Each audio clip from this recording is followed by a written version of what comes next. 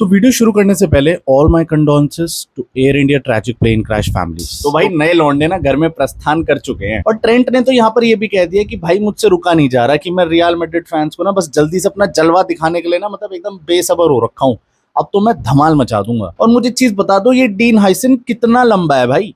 मतलब जब ये कॉन्ट्रैक्ट साइन होने के बाद वो पेरिस के बगल में खड़ा था ना, मैं ये सोच रहा था कि भाई अगर मैं दो पेरिस एक साथ एक के ऊपर एक रख दूं तो भी इसकी हाइट पूरी नहीं होने वाली। खैर ये सब छोड़ के बात करें तो भाई न्यू एरा रियल मैड्रिड का शुरू हो चुका है। भाई जाबी अलोंसो आ चुका है और गैलेक्टिकोस 3.0 इंट्रोड्यूस हो चुके हैं। जितनी भी साइन इन हुई हैं वो सारे ही एकदम समझदार, आज के टाइम के फुटबॉल को समझने वाले, तेज भागने वाले और रियल मैड्रिड की वो व्हाइट जर्सी की लेगेसी को आगे ले जाने वाले सारे फुटबॉलर्स की साइनिंग्स हो चुकी। तो hello guys, my name is हंस गुप्ता और मैं बनाता हूं फुटबॉल से रिलेटेड सब कुछ on Instagram, Snapchat and YouTube. तो जल्दी से नीचे जाके सब्सक्राइब का बटन ठोक दो। वहां पर साइड में एक छोटा सा बेल आइकन होगा, उसे भी भाई दबा देना, कष्ट करना दबा देना, जिससे मेरी आगे आने वाली सारी वीडियोस की नोटिफिकेशंस तुम्हारे पे आती रहेंगी। साथ में हम मैचेस देखते रहेंगे और फुटबॉल पे चर्चा करते रहेंगे। तो चलिए जल्दी से शुरू करते हैं।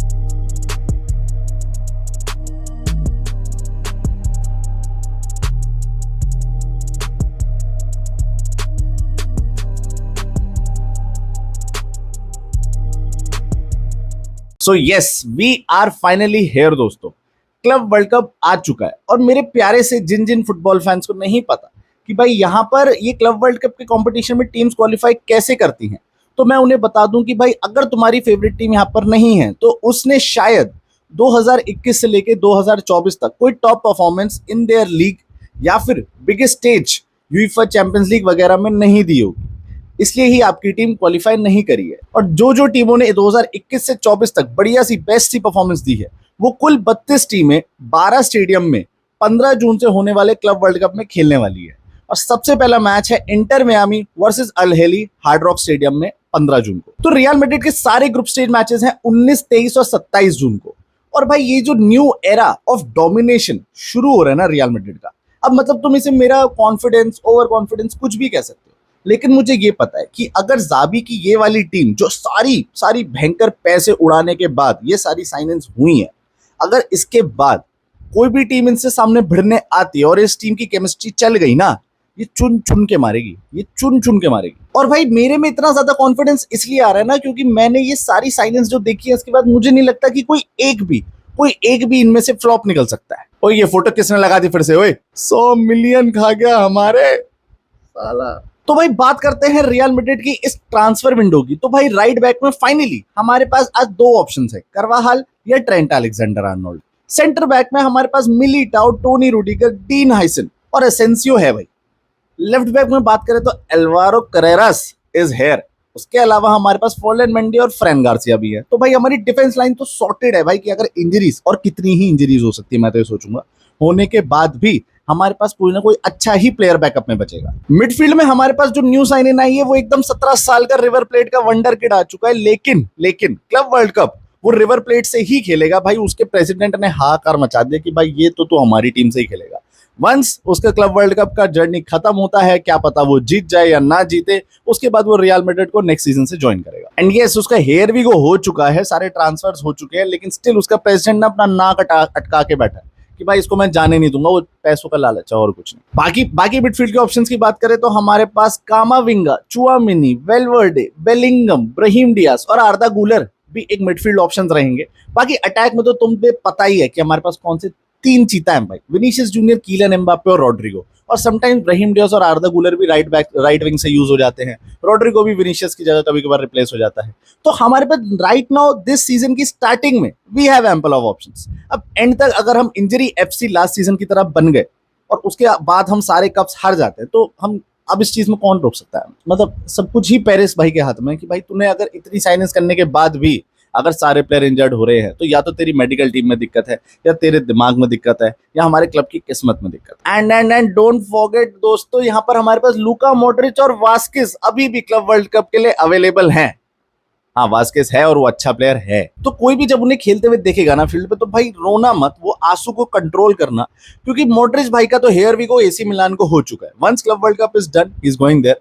वास्किस का अभी कोई अपडेट नहीं है, बट मेरे को बस ये लगता है कि वो जो एंड के वो जो 2-3 प्लेयर बचे हैं ना, उनका जाना, उनका आखिरी में बार एकदम रियल मैड्रिड के लिए वो कंट्रीब्यूशन देना, मतलब वहां पर लगेगा कि यार एक बस बस यही चीज देखनी बाकी रह गई थी। इसके बाद एक न्यू एरा का 100% वेलकम करना पड़ेगा नेक्स्ट सीजन से। अब यहाँ पर ना थोड़ा ध्यान से सुनना, एक थ्योरी फॉलो हो रही है for 25-26 season for real Madrid only. तो भाई 2015 के सीजन में लुइस एनरिके ने बार्सिलोना के साथ ट्रेबल जीता था और उसके बाद कार्लो एंसेलोटी सैक हो गया था। अब बाद में क्या हुआ कि रियल मैड्रिड ने ना अपने पुराने एक एक्स मिडफील्डर को एज अ कोच, बोले तो जिदेन भैया हमारे, आए और उसको हायर किया मैड्रिड ने। और भाई उसके बाद रियल मैड्रिड ने लगातार 3 सीजन यूसीएल थ्री-पीट कर दिया था भाई, मतलब फुल डोमिनेशन एवरीवेयर। उनके पास टीम ए, टीम बी, टीम सी तीनों थी, ठीक है। और इस बार हमारे पास लास्ट सीजन तो कोई भी टीम नहीं थी। अब बात करें इस सीजन की, ये थ्योरी कैसे फॉलो होती है ये बताता हूं। बात करें इस सीजन की तो भाई लुइस एनरिके ने पीएसजी के साथ फिर से ट्रेबल जीता है और कार्लो एंचेलोटी को फिर से निकाला गया। And not to forget, Real Madrid ने फिर से एक मिडफील्डर, जो उनका एक एक्स मिडफील्डर था, उसको एज अ कोच जाबी अलोंसो को हायर किया। तो यहां पर हमें पोटेंशियली क्योंकि काफी कोइंसिडेंसेस होते आए हैं और 2025 तो है ही ऐसा साल जहां पर कुछ भी हुआ है भाई, मतलब कोई पहले कोई कहानी नहीं और बाद में सब कुछ हो चुका है।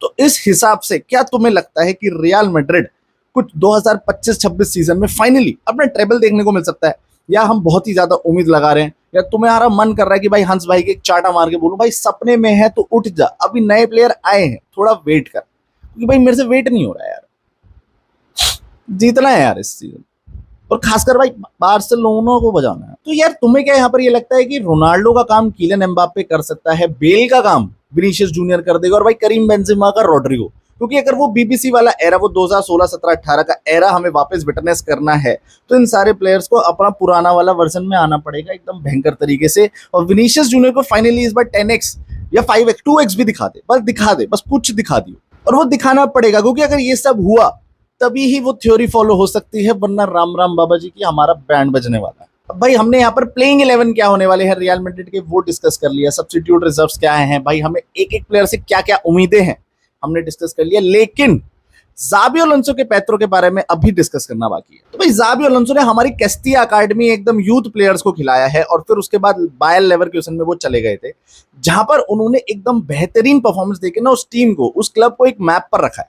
तो भाई जाबी अलोंसो की फॉर्मेशन है 3-4-3, जिसके अंदर वो काउंटर अटैकिंग स्टाइल प्लस एक हाई प्रेस करके बॉल को छीनने की कोशिश हमेशा करते हैं विद देयर प्लेयर्स। और 3-4-3 की फॉर्मेशन में देखा जाए तो पीछे 3 बंदे होते हैं, जहां पर कोई भी राइट बैक लेफ्ट बैक नहीं होता, तीनों ही सेंटर बैक की तरह काम करते हैं, और तीनों ही सेंटर बैक एकदम फास्ट फॉरवर्ड होने चाहिए, क्योंकि भाई वो एक तरह के सेंटर बैक और फुल बैक दोनों का रोल निभाते हैं एक ही मैच में। अब भाई 3-4-3 की फॉर्मेशन में जो 4 नंबर आता है वो मिडफील्ड के लिए है। भाई मिडफील्ड डोमिनेशन कैसे दिखाई जाएगी, तो जाबी अलोंसो की फॉर्मेशन में 2 सेंटर मिडफील्ड होते हैं और बाकी के राइट और लेफ्ट के वाइड मिडफील्ड होते हैं।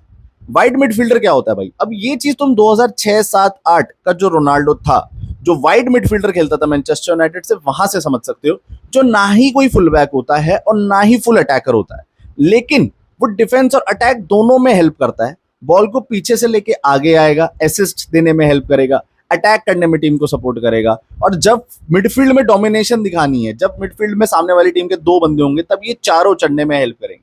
तो वहां पर एक डोमिनेशन देखने को मिल सकती है, और यहां पर हमारे जैसे right wide midfielder Alexander Arnold काम कर सकते हैं, जो ना ही ज्यादा डिफेंसिव अप्रोच रखेगा, लेकिन अटैक में उतनी ही बॉलें घुमा घुमा के एम्बाप्पे, विनी, रोड्रिगो को डालता रहेगा। अटैक में हमारे पास 3 चीता है, विनीशियस, एम्बाप्पे और रोड्रिगो। पिछले सीजन इन तीनों में थोड़ा सा झोल देखने को मिला था, लेकिन अगर इस सीजन जाबी अलोंसो उन तीनों के बीच में एकदम राम शाम की जोड़ी बना दे, तो भाई रियल मैड्रिड ना क्लब वर्ल्ड कप तो छोड़ो, उसके बाद आने वाले La Liga, UCL, intercontinental, super copa, जितने भी कप होते हैं उसमें हर एक टीम की बजा सकती है, क्योंकि ये फॉर्मेशन एक ऐसी 3-4-3 की फॉर्मेशन है जहां पर हमें counter attacking play, midfield dominance और हाई प्रेस डिफेंस देखने को मिलता है। तो यहां पर अगर किसी भी टीम ने छोटी सी भी गलती कर दी मिडफील्ड के अंदर, डिफेंस के अंदर, कहीं भी, तो बॉल सिर्फ गोल के अंदर दिखेगी। तो भाई इन सारे प्लेयर्स का हवा तो मैंने बना दिया और बहुत सारा ज्ञान भी दे दिया, लेकिन यहां पर देखना यह है कि क्या ये रियल मैड्रिड, ये सारे यंगस्टर्स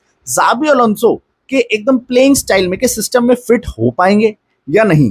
क्योंकि क्लब वर्ल्ड कप के ग्रुप स्टेजेस में तो हम टॉप 2 करके क्वालिफाई कर जाएंगे, लेकिन अगर नॉकआउट्स में हमें पीएसजी, बायर्न म्यूनिख जैसी, एथलेटिको मैड्रिड जैसी टीमें देखने को मिली, और वहां पर अगर हम इस पहले ही सीजन के स्टार्ट होने से पहले ही दुख दर्द पीड़ा का सामना करना पड़ गया, तो बेटा ये याद रखना, नेक्स्ट सीजन आने वाली टीम है ना, बिना तेल के झुका के एंड यस, विन और लूज, हाला माद्रिद फॉरएवर। लेकिन भाई लास्ट सीजन बहुत ज्यादा दिल को ठोस पहुंच चुकी है। ठीक है, एक अनलकी सीजन था, लेकिन इस सीजन हमें यहाँ पर फाइनली ट्रॉफीज देखने को मिल सकती है। और तुम यहाँ पर मेरे को ग्लोरी हंटर का टैग देने वाले होंगे, आई नो, तुम पहले से ही कह रहे होंगे कि भाई ये ग्लोरी हंटर है, क्यों इतना ट्रॉफी हंट के लिए भाग रहा है। लेकिन भाई we are Real Madrid fans, अगर सीजन में दो ट्रॉफीज तीन ट्रॉफीज से कम आती है ना, तो हमें अजीब लगता है, हमें खाली खालीपन लगता है। और अगर इस वीडियो के आखिरी तक आ ही गए हो तो सब्सक्राइब तो अभी तक कर ही दिया होगा। बाकी इस वीडियो को लाइक एंड शेयर करना बिल्कुल मत भूलना।